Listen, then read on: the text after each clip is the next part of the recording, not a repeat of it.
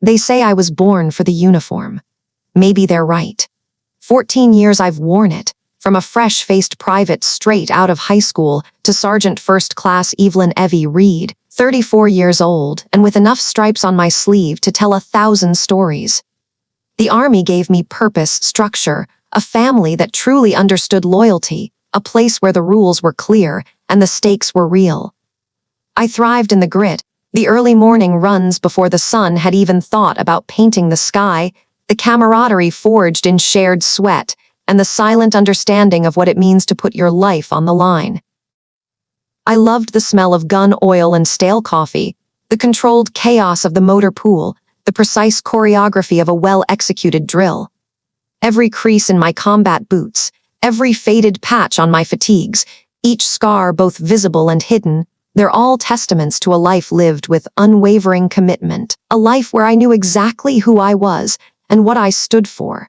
For 10 years, though, I tried on another role, one I thought I'd mastered just as completely, the wife of David. He was charming, a civilian, with a laid-back manner that was a stark contrast to my own disciplined nature. For a long time, he was the calm port in my storm, the quiet retreat from the relentless demands of military life. We had our routines, our Sunday afternoon barbecues with friends from the base, the smoky scent of grilled burgers mingling with the sounds of laughter and country music, the familiar rhythm of our lives in a small, well-kept house just off post. It wasn't perfect. No marriage ever is, but I believed in it. I fought for it, just like I fought for every objective, every mission. I thought we were a team, a unit, even if we wore different uniforms. That performance, my role as David's wife, ended not with a bang, but with the cold, sterile glow of my phone screen. It was just past noon, a lazy Saturday, the kind of day I usually spent prepping for the next week, maybe catching up on some reading on the porch swing. I was humming along to some old rock and roll tune on the radio, thinking about what to make for dinner, when the message from David popped up. It was casual as an order for takeout, but it hit me like an IED. I'm leaving, heading to Vegas with my 22-year-old girlfriend. By the way, I've emptied our joint account. Lol. The audacity of it almost made me laugh myself, a dry, bitter sound that never quite reached my lips. Emptied our account. Not just leaving, but plundering the resources, stripping the camp bare. It wasn't just the money that stung most, not really, though I'd worked damn hard for every dime in that account. It was the deliberate, calculated cruelty of it, the LOL at the end, a signature of contempt scribbled across 10 years of my life, a decade of my unwavering loyalty. My stomach clenched, a familiar knot of adrenaline and anger that usually only flared when a mission went sideways, when the enemy revealed their hand. This wasn't just a betrayal, it was an ambush. Before I could even process the full weight of David's betrayal, before the text message had fully sunk its teeth into my gut, before I could even begin to map out the damage assessment, my phone vibrated again. Carol, my mother-in-law, of course. She was always quick on the draw, quicker to judge, a master of psychological warfare when it came to family dynamics. I hesitated for a long moment, the phone warm against my ear, the distant sound of children laughing somewhere down the street, a stark contrast to the sudden, ringing silence in my own kitchen. I considered letting it go to voicemail, but some stubborn part of me, the part that always faced things head-on, pushed me to answer. Before I could form a single coherent word, before I could even manage a grunt of acknowledgement, her voice, sharp and accusatory, sliced through the air. David told me everything. Evelyn, she began, no pleasantries, no softening, just the blunt force of an incoming round. You need to look at yourself, child. You're too rigid, too obsessed with the army. Always barking orders, always with that military stiffness, that coldness. Men need softness, Evie, not a commander in their own home. They need a woman who understands them, not one who treats them like a subordinate. No wonder he found that other girl.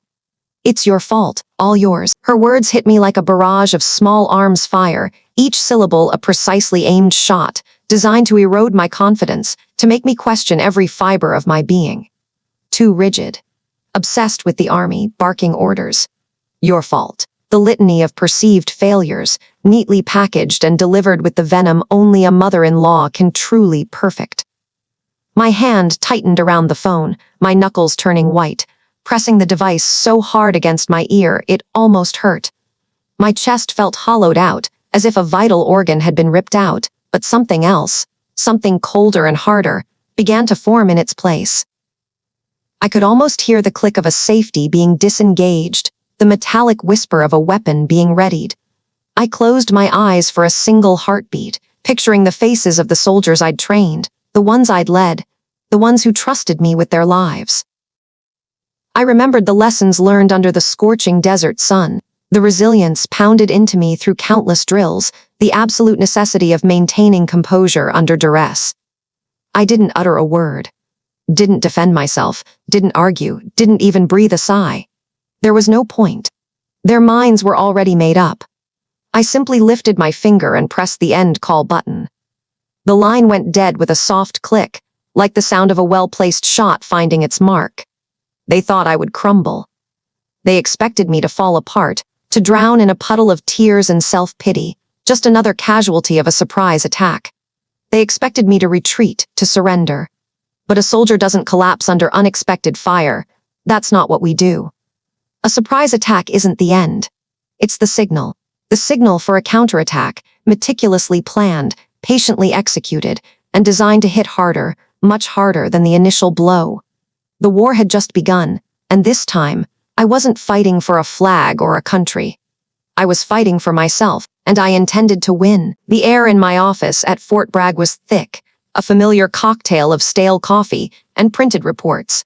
It was just past 10 in the morning, a Tuesday like any other, or so I thought. I was running through a post-action review with a fresh-faced private first class, a kid barely old enough to shave explaining the nuances of a combat report, my voice a steady drone, calm and controlled, as always.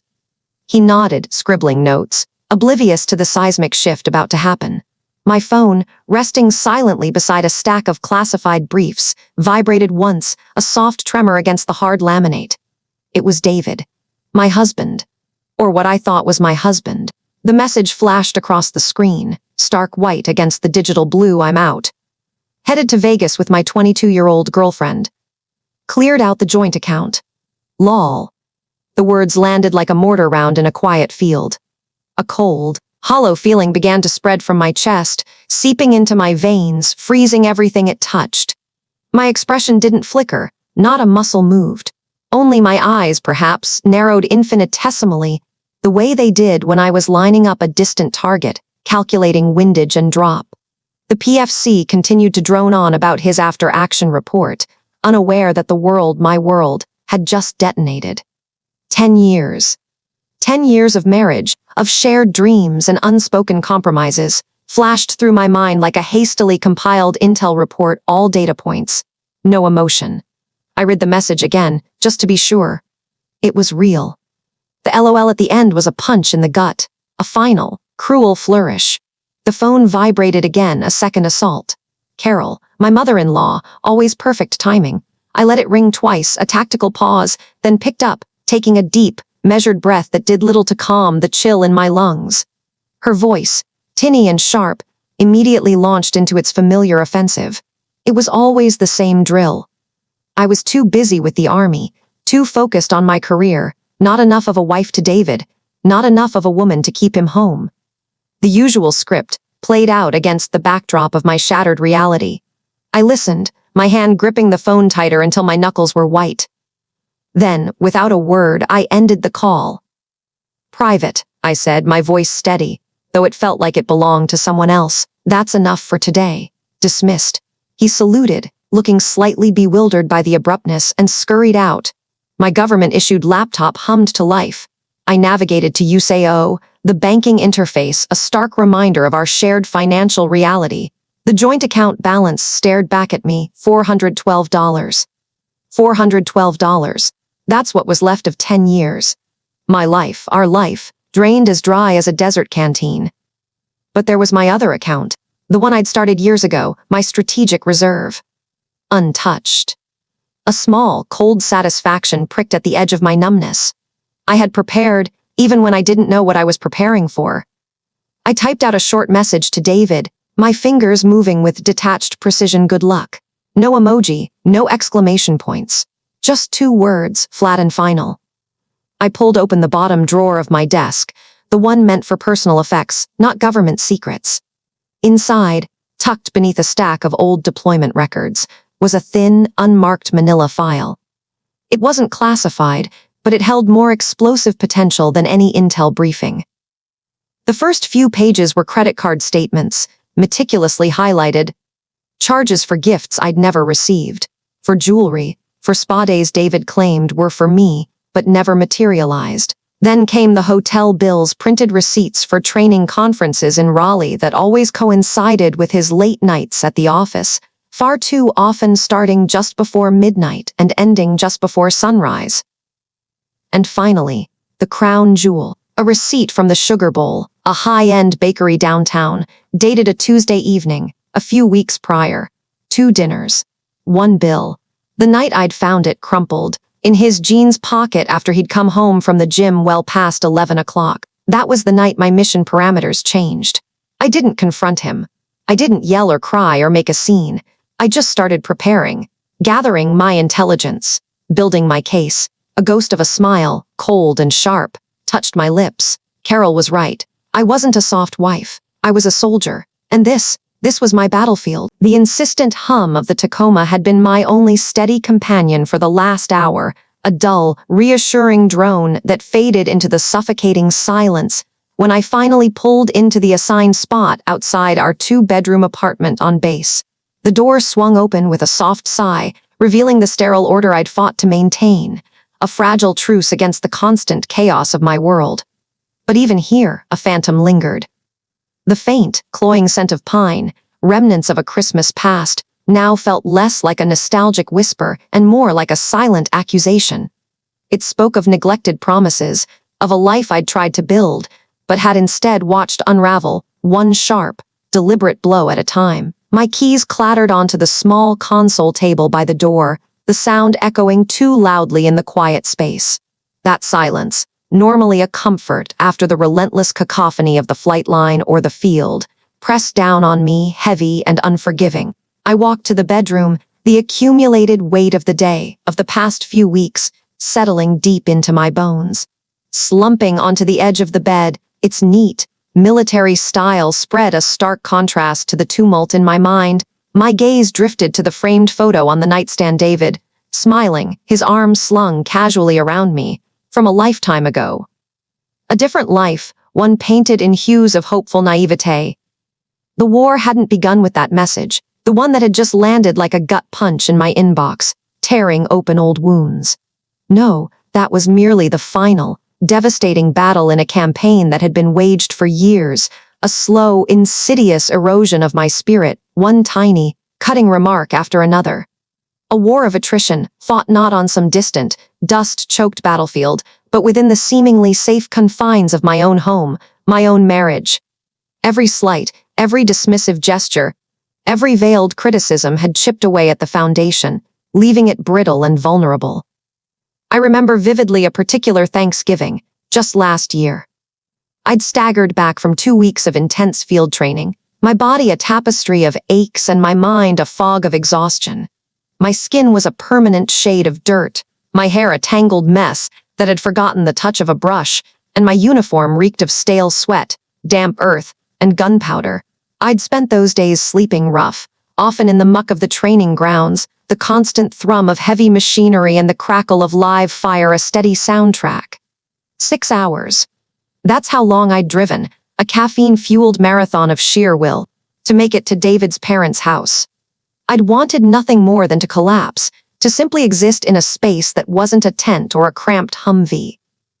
Instead, I walked into a brightly lit dining room filled with the clatter of silverware, the polite murmur of conversation, and the cloying sweetness of pumpkin pie, a world away from the one I'd just left. His mother, Carol, a woman whose perfectly coiffed hair and manicured nails were as unyielding as her opinions, took one look at me and pursed her lips. "Evie, darling," she cooed, her voice dripping with saccharine disapproval, "you look like you just crawled out of a foxhole. At least put on some lipstick, won't you? It's Thanksgiving, after all. The words, delivered with a polite smile, were a direct hit, aimed straight at the core of my already raw nerves. Shame burned through me, quickly followed by a searing, familiar anger. I wanted to retort, to tell her that I'd just spent 14 days pushing my body to its absolute limits, sleeping in the mud, firing live rounds, and making life or death decisions, while she'd probably spent hers picking out an appropriate centerpiece. But I bit back the words, a skill honed over years of military discipline and marital suppression. Moments later, David strode in, a bottle of cheap Pinot Grigio clutched like a hard-won trophy. "Look who's here!" Carol exclaimed, her face lighting up with a genuine warmth I rarely saw directed at me. "My hero!" The whole room seemed to swell with admiration. David, the son who had merely picked up a bottle of wine from the local grocery store, was instantly hailed as a conquering warrior. Me, the woman who had driven hundreds of miles, who had literally fought for her country, who had pushed past every physical and mental boundary imaginable. I faded into the background, a smudged fingerprint on a pristine canvas. It was a pattern, a recurring theme that had woven itself into the fabric of our marriage, my efforts, my sacrifices, my very existence, rendered invisible. His minimal contributions were celebrated, magnified, put on a pedestal for all to admire. I remember another instance, after my first re-enlistment. The bonus check, a substantial sum that represented years of continued service, landed in my account. I'd been buzzing with excitement, a surge of adrenaline I usually reserved for high-stakes missions. "David," I'd announced, my voice practically vibrating with enthusiasm, "I've got it all planned out. We could use this to buy a couple of those dilapidated houses in town, fix them up, and rent them out. Passive income, you know? A little monopoly project." I'd envisioned it as our asterisk future, a tangible way to build something together, something lasting beyond my military career, a foundation for a life outside the uniform. He'd barely glanced up from his phone, a dismissive half-smile playing on his lips. "Sweetheart," he'd said, his voice laced with an indulgent condescension that always made my blood run cold. "That's cute. Leave the money stuff to the men, okay? You just focus on your rolling around in the mud thing." The words, casual as they were, landed with the force of a 1,000-pound bomb. A sharp, searing pang ripped through me. A familiar wound reopened. It was more than just disdain. It was a complete invalidation of my intelligence, my ambition, my very being. My rolling around in the mud thing, as he so eloquently put it, was my career, my identity, the very foundation of my pride.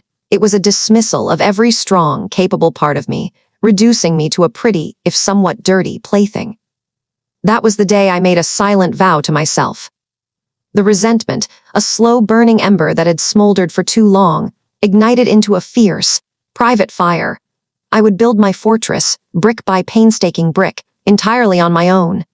I researched zoning laws, I studied market trends, I learned the intricacies of property management. And when the time was right, with the secrecy of a covert operation, I formed my own LLC, pouring every spare dime and every ounce of my formidable focus into what I now privately called my little monopoly project. It wouldn't be our asterisk future. It would be mine asterisk. A sanctuary, a declaration of independence, a quiet act of war. I thought back to our wedding day, to the promises whispered under a canopy of white roses and a glorious summer sun.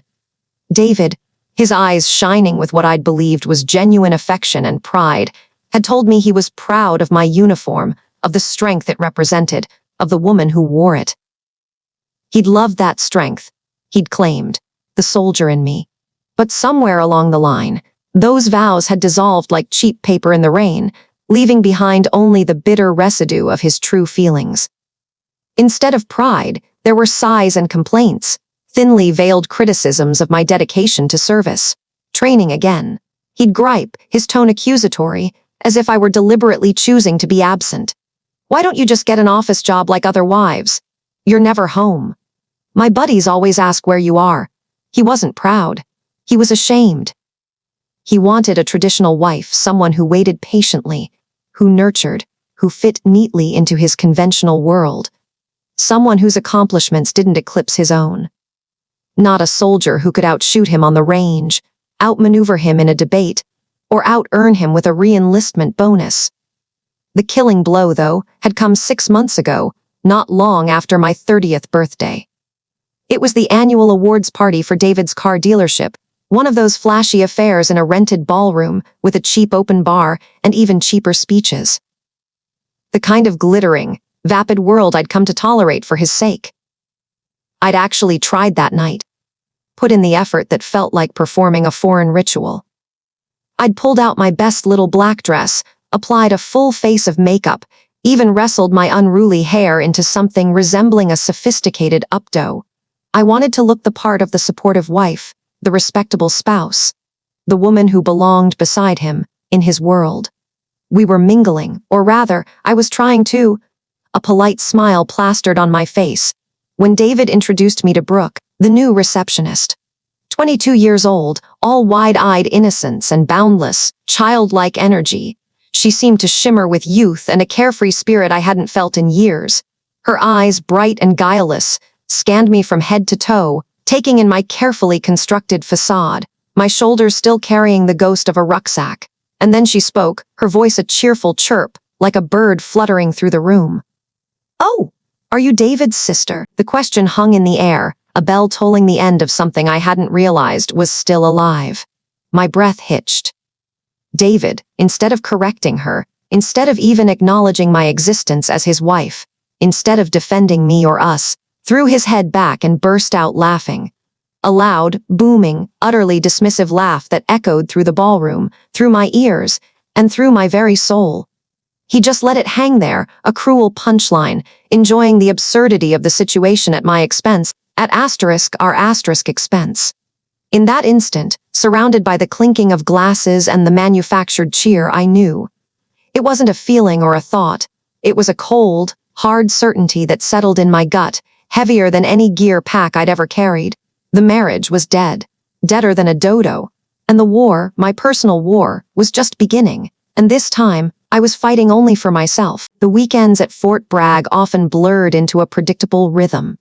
For David, they were an invitation to sink deeper into the familiar comfort of civilian leisure, a round of golf under the North Carolina sun, then hours glued to the television, shouting at the football game with a cold beer in one hand and a bag of Doritos in the other.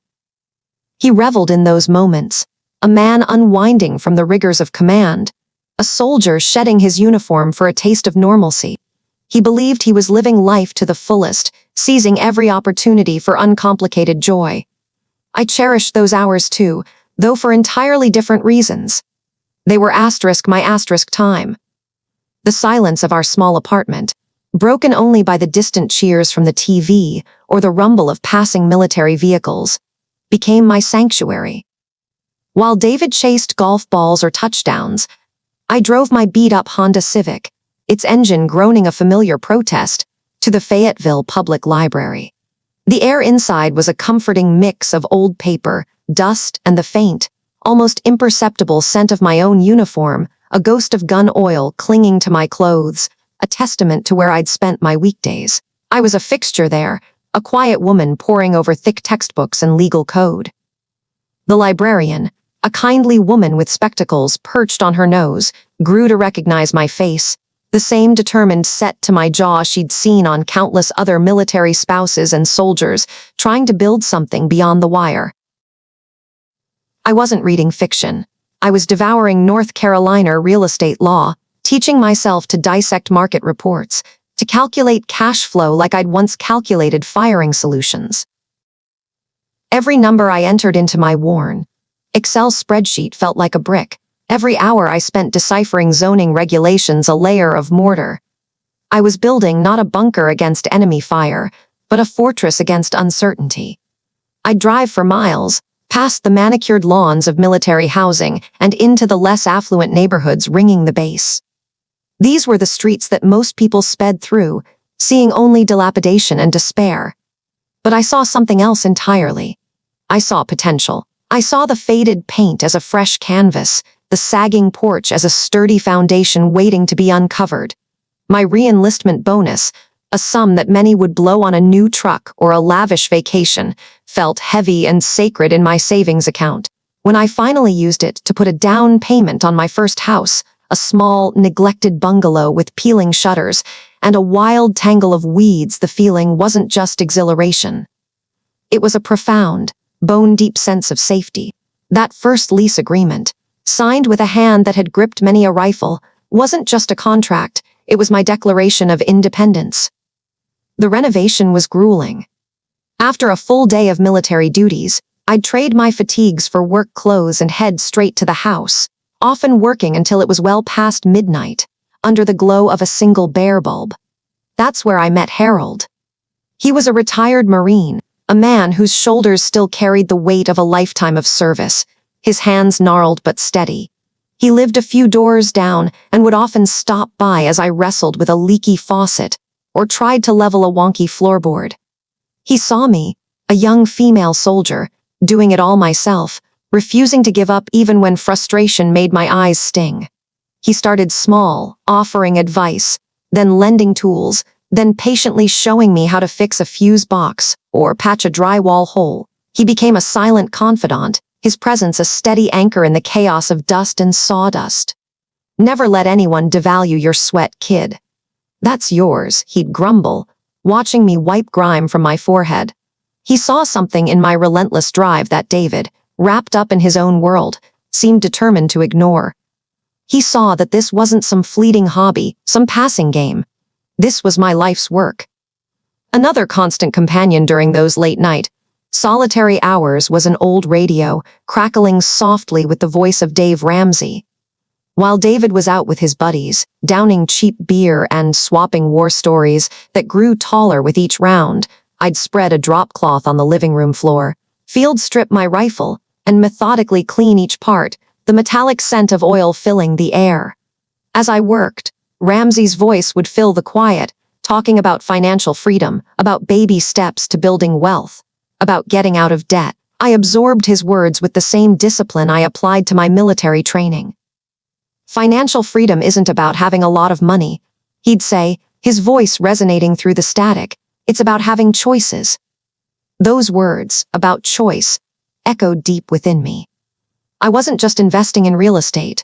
I was investing in my freedom, brick by painstaking brick. One summer, our friends planned a big trip to the Outer Banks, a week of sun, sand, and reckless abandon. David was ecstatic, talking about it for weeks. But when it came time to put down the deposit, I quietly declined. The money, I explained, was going towards the down payment on my second house. His face, usually so open and cheerful, hardened. He called me cheap, accused me of missing out on life, of being too focused on numbers to enjoy the present. He saw a missed vacation, a week of fun traded for more paperwork. But as I looked at him, I saw not just the Outer Banks, but the foundation of my future, sturdy and unyielding. "I'm investing in our future, honey," I heard myself say, the lie slipping out easily. It was a necessary deception, a shield. But the truth, the deeper, more dangerous truth, echoed in my heart. I was investing in my own future. And I knew, with a certainty that chilled me to the bone, that David would never truly understand the difference. The first 2 days back in the office, after the emotional nuclear winter David had unleashed, I existed in a fortress of my own making. My cubicle became my bunker, my desk a fortified position. Staff Sergeant Reed, efficient, precise. Every single movement calibrated, every report filed with rigid perfection. On the surface, I was the epitome of a perfectly functioning cog in the sprawling, grinding machine of the U.S. Army. I answered questions with concise professionalism, my voice even, my gaze steady. I signed off on requisitions, reviewed training schedules, and attended meetings, my mind a steel trap for facts and figures. But beneath that meticulously constructed facade, inside the hollowed-out space behind my ribs where my heart used to beat, it was just cold. An echoing, empty chamber where warmth and trust had once resided, now swept clean by betrayal. I felt like a ghost haunting my own uniform, going through the motions of a life that no longer felt like mine. My senior non-commissioned officer, First Sergeant Mike the Bear Miller was a man who lived up to his moniker. A hulking mass of muscle and quiet intensity, a veteran of more deployments than he had fingers, an infantryman forged in the crucible of distant sands and forgotten battlefields. He'd seen enough combat, enough shattered minds and bodies, to possess an almost preternatural ability to read the subtle tells in a person's eyes, the way their shoulders slumped with an unspoken burden, the involuntary tremor in their hands. He didn't utter a single word to me about my personal life on that first day back, but his presence was a constant, watchful pressure. I could feel his gaze, a weight on my back, even when I wasn't looking at him. He knew. He always knew. It was during the morning intelligence brief on the second day that he finally acknowledged the cracks in my armor, however fleetingly. We were huddled around a large tactical screen, analyzing satellite imagery of a hypothetical deployment zone. I was gripping my coffee mug like it was the only thing anchoring me to the present, the ceramic hot against my fingers, a small, desperate warmth. My gaze, I knew, occasionally drifted, miles beyond the projected maps on the screen, lost somewhere in the shattered landscape of my own life, replaying scenes of David's casual cruelty, Carol's sneering words. I felt his eyes on me then, a quick, almost imperceptible flicker in his dark stare that held a world of unspoken understanding. He didn't interrupt the briefing, didn't make a scene. He just saw it. Later that afternoon, the office was quiet, the only sounds the rhythmic tap of keyboards and the distant rumble of a passing convoy. I was hunched over a particularly tedious inventory spreadsheet when, without a sound, a cold bottle of water appeared silently beside my keyboard. I hadn't even heard him approach. "You look dehydrated, Sergeant," he rumbled, his voice low, almost a whisper against the omnipresent hum of the air conditioning. It wasn't a question, not an invitation for a retort. It was a simple, quiet, almost tender recognition. No fanfare, no drama, just a silent acknowledgement that he saw past the staff sergeant red facade I'd so painstakingly constructed. It was the first time in days someone had looked at me and seen something other than a problem, or a target, or a punchline.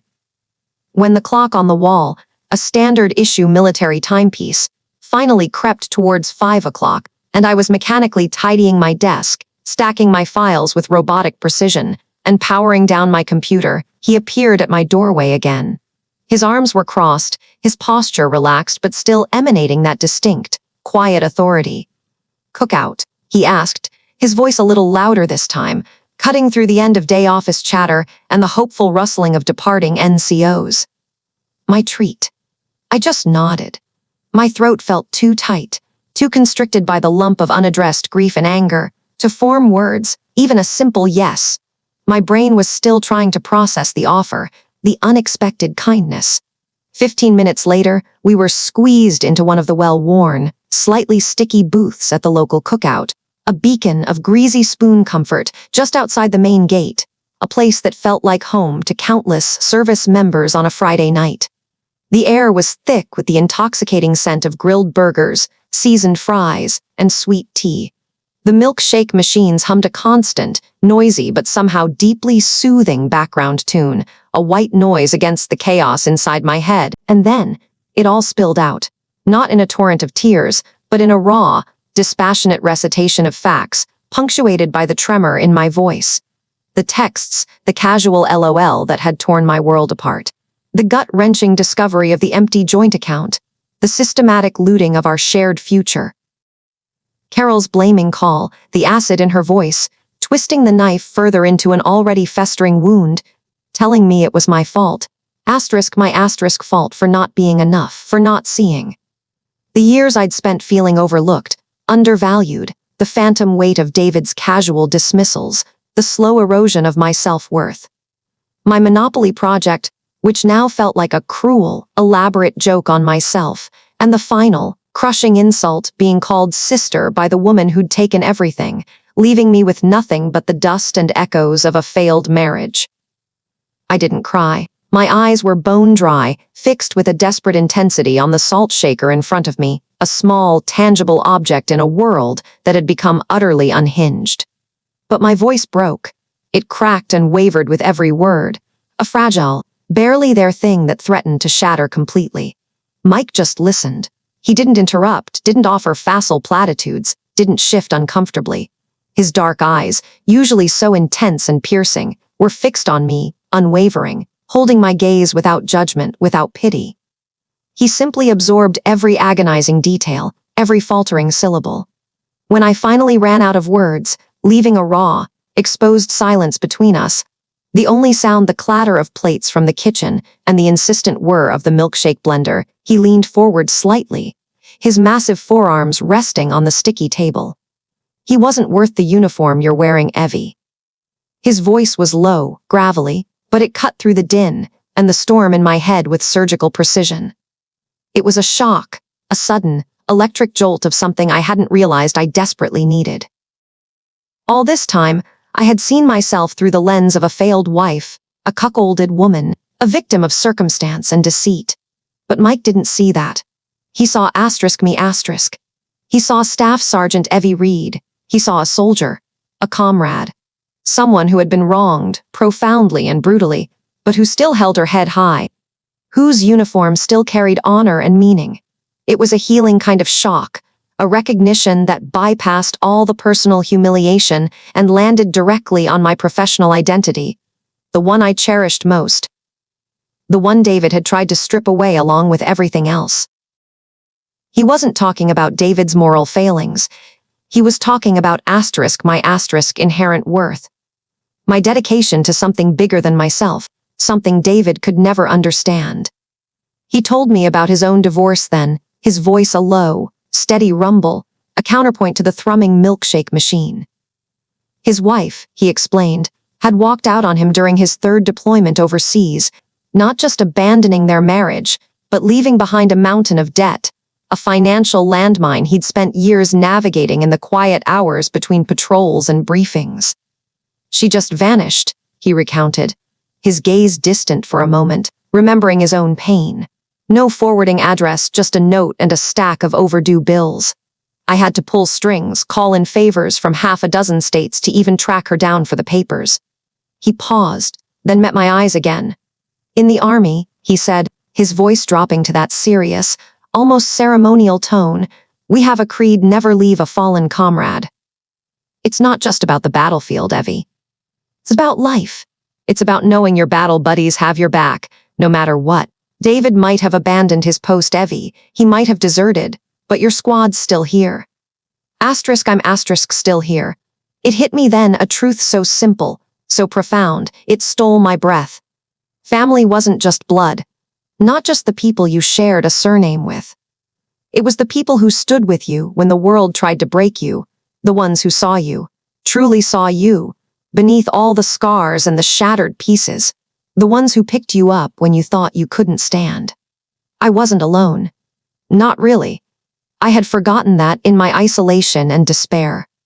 I had built my fortress to keep everyone out, but Mike had found a way in, not by battering down the walls, but by simply recognizing the person inside. I started to tell him my plan then, the details I'd been meticulously assembling in the hollow fortress of my mind, the blueprint for my own counter-offensive. The LLC, a legal shield to protect my future earnings, the real estate strategies, a tangible investment in a future David couldn't touch, establishing separate accounts, sealing off my finances like a blast door, and the thick file of documented evidence, every text, every bank statement, every piece of David's deceit carefully cataloged, ready to be deployed. He listened, nodding slowly, occasionally taking a thoughtful sip from his strawberry milkshake, a surprising choice for such a gruff man. Good, he said, putting his cup down with a soft thud on the formica table, the remnants of his burger wrapper crumpled beside it. Solid prep.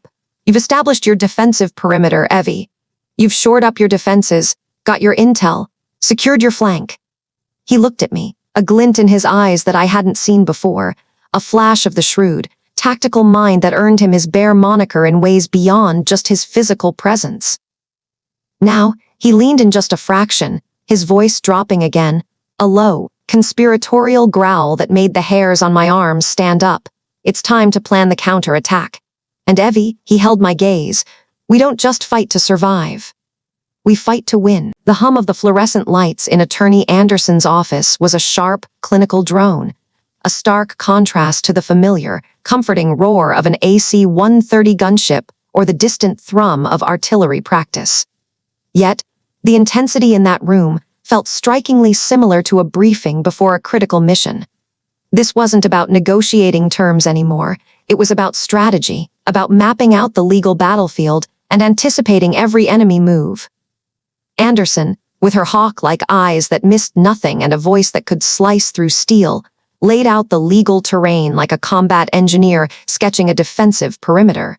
She was precise, unyielding, and utterly brilliant. I wasn't a bewildered wife navigating the messy emotional landscape of a divorce. I was a commander prepping for a full-scale engagement. My emotional armor, which had felt rusted and brittle for so long, was slowly but surely clicking back into place under her stern guidance. Every clause, every potential maneuver David might attempt, every legal loophole, we dissected with the precision of a bomb squad defusing an IED. I felt a grim, resolute strength returning, piece by painful piece. It was a quiet afternoon, just after the lunch rush had cleared out of the MWR office, leaving behind the faint smell of stale coffee and microwave popcorn, when my phone buzzed with an unknown number. My gut tightened, a familiar, sickening clench. I knew. I always knew when it was him, like a phantom ache in an old wound. I answered, my voice a practiced neutral, devoid of any warmth. "Hello? Evie, my love." David's voice, syrupy sweet and dripping with feigned sincerity, oozed through the line. It was a performance I'd seen 1,000 times, each act more nauseating than the last. The subtle catch in his voice, designed to evoke sympathy, to pull at the frayed edges of old heartstrings. I've been doing a lot of thinking. A lot of soul-searching, really. Thinking about us, about everything we had. Remember that little greasy spoon diner we found, tucked away just outside Fort Bragg, after that brutal FTX? The one with the best damn biscuits and gravy? 10 years, Evie. 10 whole years we built something beautiful. I said nothing. My silence was my shield, a wall I had learned to erect brick by painful brick. The memories, like shards of shrapnel, tried to pierce through, each one a sharp reminder of a happier, more naive time, but I held my ground. He was trying to disarm me, to pull me back into the vortex of us, to remind me of the girl who fell in love, not the battle-hardened soldier who stood before him now, scarred but not broken. His manipulation was as transparent as a newly polished scope lens. When my deliberate silence failed to break, he moved seamlessly into phase 2. The manipulation shifted gears, becoming bolder, more brazen. "Look, Evie, I'm in a bit of a bind here. Hit a rough patch. Kinda strapped for cash, you know? Could you perhaps float me some money? This deposit for the place in South Beach isn't exactly chump change, and I'm a few grand short." The sheer audacity. It was breathtaking, a physical blow to the stomach. The man who had systematically plundered our joint savings, who had left me financially and emotionally crippled, picking up the pieces of a life he'd willfully dismantled, was now asking me for a loan to fund his new life with another woman. My breath caught in my throat, a sharp, ragged gasp, then I drew it in deep, letting the cold, unwavering steel of my resolve settle over me.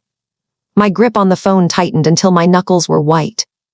"David," I said, my voice as flat and emotionless as a parade ground on a gray, winter morning. "You need to understand 2 things, and you need to understand them clearly. First, you will never call me my love again. Not my love, not honey, not baby. Understand? Second, any and all future contact you wish to have with me will be through my attorney, Ms. Anderson. Do you comprehend the meaning of that?" There was a stunned, almost comical silence on his end, as if he hadn't fully processed the directness of my words. Then a sputtering, a frantic scramble for control. "A lawyer? What? Evie, what are you doing? Are you trying to ruin me?" "Ruin you." The words were out before I could filter them, each one a bullet fired from a suppressed weapon, hitting its mark with deadly precision. "What exactly have you done for me, David? You consistently belittled and dismissed my career, the very thing I dedicated my life to. You lied to me, deceived me, betrayed my trust in the most intimate ways possible. And then, as a final act, you stole our money, the money we both worked for, the money I envisioned for our future. So, yes, you will talk to my lawyer. Consider this your final warning. I didn't wait for his pathetic response, for any more of his gaslighting.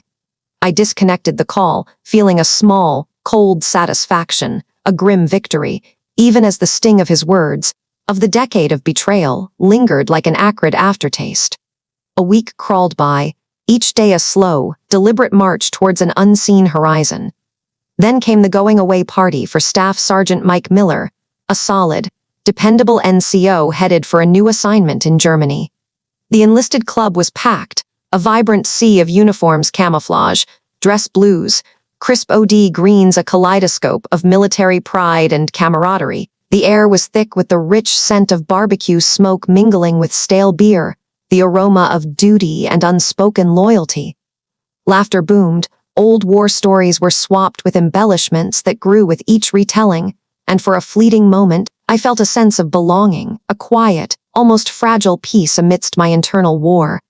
This was my family, my tribe. Here, I was safe, understood. I was deep in conversation with First Sergeant Rodriguez, commiserating about the endless, soul-crushing bureaucracy of inventory reports, when the door at the far end of the room suddenly burst open with a jarring bang. All conversation died instantly, the laughter fading into a collective gasp. Every head in the room, 100 pairs of eyes, turned in unison towards the sudden intrusion. David stumbled in, looking utterly disheveled, reeking of cheap whiskey and desperation. His shirt was stained, a dark, greasy splotch spreading across the chest, and his jeans were ripped at the knee, threads dangling. He looked like a refugee from a bad country song, completely out of place, a jarring discord in a room full of crisp uniforms and disciplined bearing. His eyes, bleary and bloodshot, fixed on mine across the crowded, now silent room. A slow, sinister grin stretched his face, a mask of pure malice that sent a shiver down my spine. Then his voice, slurred but unnervingly loud, cut through the stunned silence like a knife. "Everyone here knows my wife, right? Master Sergeant Evelyn Reed. A great American soldier. So great she forgot how to be a wife! She'd rather sleep with her goddamn rifle than her husband." The words hung in the air, heavy and poisonous, each one a vulgar, venomous assault, a direct hit to my very soul. The entire room remained utterly silent, an oppressive, suffocating quiet. My face burned, a scorching, consuming heat of shame and incandescent rage. He had just attacked me where it hurt most, not just personally, in front of strangers, but professionally, in front of my peers, my subordinates, my commanders, my military family. The careful, stoic facade I had painstakingly built, the unwavering strength I projected, was suddenly crumbling under the brutal weight of his public assault. I stood there, frozen, unable to move, unable to speak, the metallic taste of ash and bitter betrayal coating my tongue. Before I could even process the full scope of what was happening, a blur of motion erupted near David. Mike, his face a thundercloud, along with two other senior NCOs whose expressions were equally grim, moved with silent, purposeful efficiency. They were on David in an instant, flanking him, their hands firm on his arms, guiding him, almost bodily carrying him out of the club. David struggled, a pathetic, drunken puppet, still yelling, his voice echoing down the hall as they shoved him through the main doors. "Evie, you'll pay for this!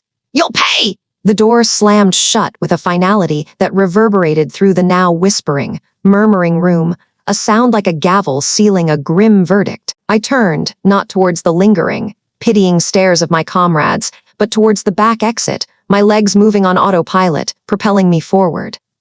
No tears came, not a single one. My eyes were dry, burning with a cold, unforgiving, righteous fury that ignited every fiber of my being. He wanted an open war. Fine, he was going to get one.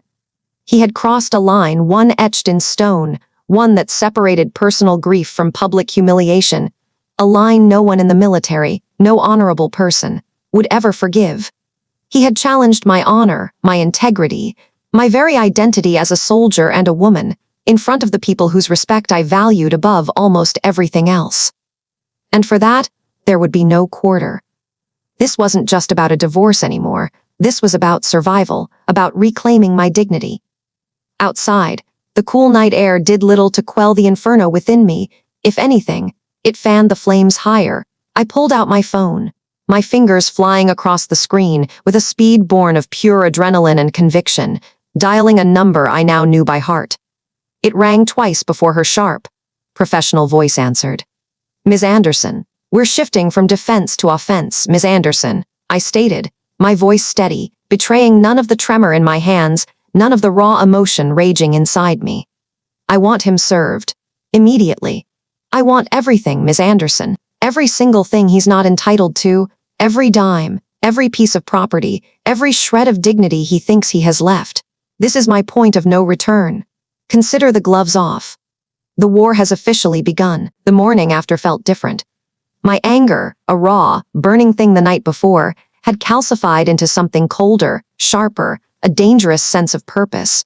Stepping into Anderson's office, it wasn't just a law firm anymore. It was our tactical operations center, a command tent deep behind enemy lines.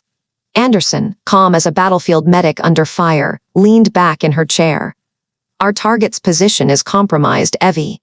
Hostile behavior erratic, predictable only in its recklessness. Legally, we've got a strategic advantage." I placed the evidence files on her polished mahogany desk, a stack of truth thicker than a field manual. Credit card statements bleeding red ink, hotel bills like flags marking enemy territory, and that damning invoice from the Sugar Bowl bakery. The one where David had bought that obscenely oversized cake for Brooke, a celebration of my stolen life.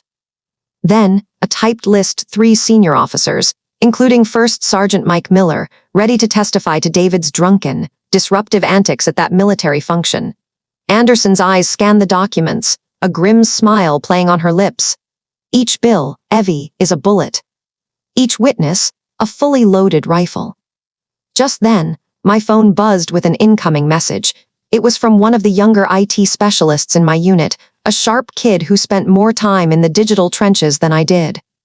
"Sarge, the text read, this might be helpful." I opened the attached email. My gut tightened. It was a rapid-fire series of screenshots from Brooke's public Instagram account. Glossy photos of designer handbags, confirmations for a hotel reservation in Miami, and a slew of selfies. One caption in particular punched me in the chest. "Old hags can't let go. Moving forward. New chapter." A bitter laugh escaped me. Most of the gifts she flaunted had been purchased with our shared credit card over the past 3 months. Anderson took the phone from my hand, her expression hardening. "This isn't child's play, Evie. This is an unforced error, a tactical blunder by the enemy, irrefutable proof of intent, financial impropriety, and blatant emotional desertion. This girl just became our key witness." My resolve, already iron, fused tighter. The calls came in quick succession, like Allied air support arriving on station. First, Mike. His voice, usually gruff, was laced with a quiet fury. "I've written my official statement, Evie. He can't disrespect one of my soldiers, my family like that and get away with it. If they need me, I'll fly back and testify. Just say the word."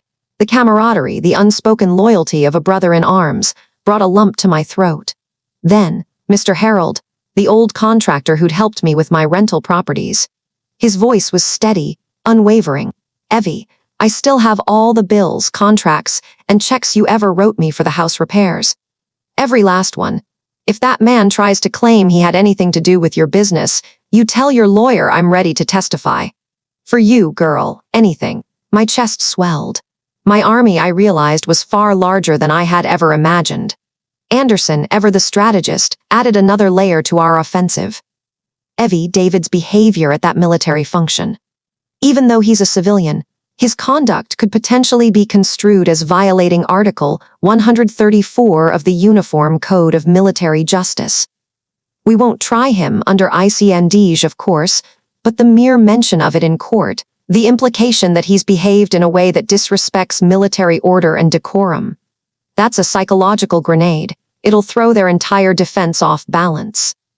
She looked at me, her eyes glinting. "This isn't just a divorce anymore, Evie. This is an all-out campaign."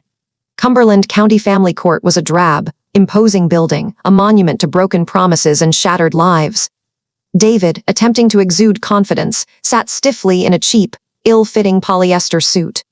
His eyes, though, were dark with sleeplessness, and his fidgeting hands betrayed his carefully constructed facade. Brooke sat a few rows behind him, her face pale, carefully avoiding my gaze. She looked like a ghost at her own wake. I walked in wearing a tailored navy pantsuit, my hair pulled back in a neat, severe bun. Every line of my posture, every deliberate step, radiated the discipline and control drilled into me over a decade of military service. I wasn't just Evie Reed. I was First Sergeant Reed, ready for inspection, ready for battle. Our assigned judge, Eleanor Vance, was an older woman with eyes that missed nothing. Word on the courthouse floor was she had served 2 decades in the Judge Advocate General's Corps herself. A flicker of something akin to hope, an unexpected warmth, ignited in my chest. This wasn't just a judge, this was a veteran. She would understand. David's lawyer, a slick man with a perpetually damp forehead, launched into his opening. He tried to paint David as a heartbroken, abandoned husband, a lonely soul driven into the arms of another out of sheer despair. He spoke of my career obsession and my emotional distance, trying to lay the blame for David's actions squarely at my feet. It was a familiar narrative, one I'd heard many times in my own head. But then Anderson stood, calm and utterly self-possessed. She was a sniper, precise and deadly, about to dismantle their entire argument with surgical accuracy. "Your Honor," she began, her voice steady, "the opposition speaks of abandonment. I present Exhibit A." On the large screen, the casual, almost taunting text from David blazed into view. "I'm leaving here, I've taken all the money, LOL." Anderson's gaze swept across the courtroom, landing on David, who visibly flinched. "Is this," she questioned, her voice cutting through the silence, "the heartbroken plea of an abandoned husband, or the gloating boast of a thief who has just plundered a joint account?" David's lawyer jumped to his feet, objecting, but Judge Vance waved him down with a dismissive flick of her wrist. "Overruled," she stated, her voice sharp. "I present Exhibits B, C, and D." Anderson continued, unfazed. The screen shifted to Brooke's Instagram screenshots, the designer bags, the Vegas flight confirmations, the utterly tasteless selfie with that hateful caption, "Old hags can't let go." Brooke, sitting behind David, sank further into her seat, her face now a ghastly shade of white. David stiffened, his carefully constructed composure beginning to crack. "Is this," Anderson pressed, "the contemplative search for companionship, or a premeditated affair planned and financed with stolen marital assets?" She didn't wait for an answer. "I present Exhibit E," she announced, the sworn affidavit from First Sergeant Mike Miller. She read aloud Mike's detailed account of David's drunken, disorderly conduct at the military ceremony, the disrespect he had shown my unit, my flag, my calling. "And this, Your Honor," Anderson concluded, placing the document gently on the table, her gaze direct and unwavering. "Is this the behavior of a man deserving of this court's sympathy? Or is it the behavior of someone who has flagrantly, unapologetically, and deliberately disrespected every institution he has touched?" The courtroom was utterly silent. The air crackled with unspoken tension. I risked a glance at Judge Vance. Her sharp, experienced eyes were fixed on David, and in them, I saw not a shred of pity, but something colder, more damning contempt. Then came David's lawyer's final demand, a desperate last gasp, 50% of all marital assets, including my rental properties, which he tried to claim were joint ventures. I braced myself, a veteran preparing for the final, decisive engagement. Anderson stood, her posture radiating an almost palpable authority. This was her knockout blow, the one she had been meticulously planning. "Your Honor," she said, her voice clear and resonating, "my client vehemently opposes this audacious request. I present Exhibits F and G." On the screen, a new document appeared, the Formation Charter for Reed Holdings LLC, my little real estate company, established 6 years ago. Next to it, the LLC's bank statements, showing an impeccable paper trail. Every single dollar, every penny, originated from my re-enlistment bonuses, my military salary, my deployments. Not a single cent, not one solitary transaction, traced back to David. "Your Honor," Anderson continued, her voice gaining power with each word, "my client did not merely build a career in the United States Army. She built a business. an enterprise she established and nurtured entirely on her own. Mr. David was not a partner in this endeavor. He was not a shareholder. Indeed, he was not even aware of its full scope until this very moment. She paused, letting the full weight of her words sink in, a silence so profound it felt like the world had stopped spinning. He is, for all legal and financial purposes, an outsider. The silence that followed was deafening, a vacuum. David sat there, aghast. His jaw hung open, his eyes wide with a horrifying mix of disbelief and raging anger. He had been so utterly consumed by his contempt for my little monopoly project, so certain it was a silly hobby, that he had never once considered it was real. And now, it was a fortress, impenetrable. Judge Vance stared down at David from the bench. Her expression held no sympathy, only pure, unadulterated disdain. "Mr. David," she said, her voice as cold and sharp as a Fort Drum winter morning, "you have demonstrated an astonishing lack of respect. Not only for your wife, but for the sacred institution of marriage and the military community she serves with such honor and distinction. This court orders an immediate freeze on all remaining marital assets. You are compelled to reimburse all funds withdrawn from the joint account within 30 days. Furthermore, your audacious claim to the properties under Reed Holdings, LLC is completely denied." She lifted her gavel, holding it aloft for a single, agonizing moment. "Moreover," she continued, her gaze unwavering, "I find your conduct, particularly your deliberate disruption at a military function, utterly reprehensible. Consider yourself fortunate, Mr. David, that is all you face today." The gavel came down with a sharp, decisive bang. It echoed through the courtroom, a final, deafening pronouncement of victory. David sat there, utterly stunned, a man whose entire world had just been obliterated in one swift strike. I took a breath. A deep, slow, trembling breath. It felt like the first breath I had truly taken in 12 years, the first moment I had truly inhaled after a lifetime spent holding my breath. It was the breath of a soldier after the last shot has been fired, the breath of a survivor walking away from the dust and the chaos. The battle was over, and I had won. But as the relief washed over me, I couldn't help but wonder what new terrain lay beyond this hard-won victory, and if I was truly ready to march into it. The judge's gavel was the final shot of the war. Evie had won. But as I stepped out of the courthouse and into the blinding North Carolina sunshine, I didn't feel the explosion of victorious elation I'd anticipated.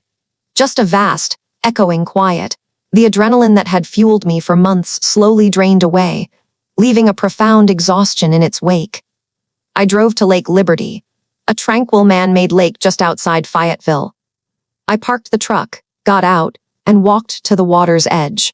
For the first time in months, maybe even years, I allowed myself to stand still. The battle was over. In that stillness, I finally let myself feel the loss. I didn't cry for David. I didn't miss the man he'd become, or perhaps the man he'd always been. I cried for the hopeful 24-year-old girl who'd stood at a courthouse altar and actually believed his promises. I cried for the 10 years I'd spent trying to be good enough, trying to earn a love that had never truly existed. I mourned a ghost. I grieved not for him, but for the years I could never reclaim. The days that followed brought the expected aftershocks. My phone, which had been blissfully silent, began to light up with a barrage of texts and missed calls. It was the desperate, final offensive of a defeated army. David's messages were a painful cycle of anger and pathetic self-pity. First came the threats, accusing me of ruining his life. Then the pleas, "Evie, you can't do this to me. I have nowhere to go. My life is over." He painted himself as the victim, a man destroyed by a spiteful ex-wife. Then came the calls from Carol. Her self-righteous anger was gone, replaced by a torrent of crocodile tears. "Evie, please," she sobbed into the phone. "Forgive my son. Think of the good years. You can't just throw him out on the street. He's not a Christian." It was the same old manipulative script, the same attempt to weaponize guilt and a shared history. But their weapons had lost their power. The words just bounced off the armor I'd forged. I read the texts and listened to the voicemails, not with anger, but with a cold, definitive clarity. They weren't sorry for what they'd done. They were only sorry they'd been caught. They were sorry there were consequences. I knew I couldn't just ignore them forever. An unchecked enemy, even a defeated one, could still cause trouble. I remembered something I'd read in a book by Brené Brown, a researcher whose work had helped pull me through darker days. She wrote, "Clear is kind, unclear is unkind." I needed to be kind. I needed to be clear. So I sat down at my laptop. I didn't text back. I didn't answer their calls. I drafted a single, concise email. I sent it to both David and his mother. My fingers moved across the keyboard with a steady, emotionless rhythm. The letter was short. "David and Carol," it began. "The legal matters between us have been settled by the court. Any further attempts at direct contact will be forwarded to my attorney. This is the final boundary. I forgive you both. Not because you deserve it, but because I deserve peace. I wish you both well, far from me." I read it over once. It was clear. It was definitive. It wasn't an act of revenge. It was an act of sovereignty. It was the final document declaring my independence. I hit send, and with that click, I felt the last heavy chain break. A few weeks later, I was in the produce aisle of Harris Teeter, trying to decide between romaine and iceberg lettuce when I saw her. It was Brooke. She looked diminished. The arrogant, impetuous confidence was gone. She was thinner, with dark circles under her eyes that no amount of concealer could hide. She wore a simple t-shirt and jeans, looking exactly like an exhausted 20-something. When she saw me, her eyes widened in panic. She immediately ducked her head and tried to steer her shopping cart in the opposite direction. The old Evie might have felt a flicker of triumphant satisfaction. But I just felt tired. I didn't see an enemy, but another piece of collateral damage in David's path of destruction. "Hey," I called out gently. She froze, shoulders rigid. Slowly, she turned to face me. "Hi," she mumbled, looking down at the floor. I walked closer, my cart rattling softly. "I just wanted to say, I hope you're okay." She looked up, and I was shocked to see her eyes welling with tears. "I'm so sorry," she whispered, her voice almost inaudible. For everything. He wasn't who I thought he was." A sad, knowing smile touched my lips. "They rarely are at first," I said. "You take care of yourself." I nodded, then pushed my cart away, leaving her standing there amidst the greens. That strange, brief encounter was an unexpected final gift. It purged the last vestiges of bitterness I'd held onto. She wasn't my enemy. She was just a young woman who'd made a mistake, another casualty of David's selfish war. And by letting her go, I truly let go of it all. The fight was over. The cleanup was done. It was time for peace. Just over a year later, I stood in a bright classroom at the Army Family Support Center on Fort Bragg. The ghosts of the past year's heartache now felt distant, like a story that had happened to someone else. I'd earned my stripes. I was Staff Sergeant Reed now, but on this day, I wasn't in uniform. I was in simple civilian clothes, a blazer and slacks. Before me was a room full of young female service members, some barely out of their teens. Their faces a mixture of curiosity and apprehension. This was the first workshop I'd ever taught. I called it Operation Financial Freedom. I didn't tell my story, didn't recount the messy personal details. That story was mine alone. But I imparted to them the lessons that story had taught me. I gave them the armor I'd been forced to forge for myself. I projected slides, walking them through how to read their pay stubs and earnings statements, how to open savings plans, how to set up their own LLCs. "The biggest enemy to your independence isn't a person," I said, my voice calm and steady as I moved between their desks. "It's a lack of preparation. The world will respect you exactly as much as you respect yourself. Build your own financial fortress. Know your worth, down to the last dollar. And never give control of your future to anyone else." As I looked at their determined young faces, I realized this was what came after victory. You didn't just rebuild your own life, you helped others build theirs. After the workshop, as I was packing up my laptop, a hesitant voice called my name. "Evie," I turned. It was Linda, David's mother. I hadn't seen her since the day of the trial. She looked smaller. The sharp, judgmental lines in her face had softened into tired wrinkles. She looked 10 years older than the last time I'd seen her. "I was just passing by," she said, clutching her purse. "I saw the flyer for your class." "It was a full house," I said, keeping my voice neutral. She wrung her hands. I just thought you should know. David isn't doing well. His agency did an internal review after everything. They fired him because of his relationship with Brooke. He's deep in debt. He had to move back in with us. I just nodded, saying nothing. Her eyes welled with that familiar, weary sadness again. He still blames you, you know, she said, her voice almost a whisper. He says you ruined his life. I looked at the woman who had caused me so much anguish, and I felt nothing. No anger, no bitterness, just a strange, quiet pity for a life spent propping up an empty man. No, Linda, I said, my voice soft but firm. David ruined his own life. I just refused to let him ruin mine too. She had no answer for that. She just gave a tiny, defeated nod and walked away. It was the last I ever saw of her. A little over 2 years after the divorce, my portfolio had grown to 5 rental properties. I siphoned off a portion of the profits and established a small scholarship fund. I called it the Harold W. Kowalski Vocational Scholarship Fund in honor of the former Marine who taught me how to fix more than just leaky faucets. It was for veterans who wanted to learn a trade, to become carpenters, electricians, welders. For people who wanted to build things with their own hands, to build something real. My grandmother used to read me a passage from the Bible, from Proverbs. She is clothed with strength and dignity. She can laugh at the days to come. For a long time, I didn't understand it, but now I did. I was no longer the invisible wife of a car salesman. I was Staff Sergeant Reed. I was an investor.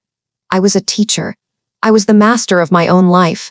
I had found a deep new joy in service. Not just service to my country, but service to my fellow soldiers. To the young women coming up behind me on a similar path. It was exactly 5 years since the day my old life had burned down. I was sitting in my home office now. It was a room I'd built myself in one of my rental properties that I now occupied. On the wall in front of me, my military awards were neatly displayed. The Meritorious Service Medal, a couple of Army Commendation Medals, certificates of achievement. They were symbols of a life of service, but next to them was another frame, a small, simple black one. Inside it wasn't a medal or a certificate. It was a high-quality photo print of a screenshot. I'm out. Headed to Vegas with my 22-year-old girlfriend. Cleared out the joint account already. Lol. I looked at it now and I didn't feel the sharp sting of betrayal. I didn't feel the cold shock of that day. I smiled. It wasn't a scar. It was a trophy. First prize from the hardest battle I'd ever fought. It was proof that the enemy's surprise attack, the one meant to destroy me, had inadvertently triggered the most successful mission of my entire life. It had been the opening shot of my personal campaign, Operation Sunrise, and that sunrise, it turned out, was beautiful. But I knew, deep down, that the sun, once it rose, continued its journey across the sky. There was always a horizon beyond the one you currently saw. What new light would it reveal?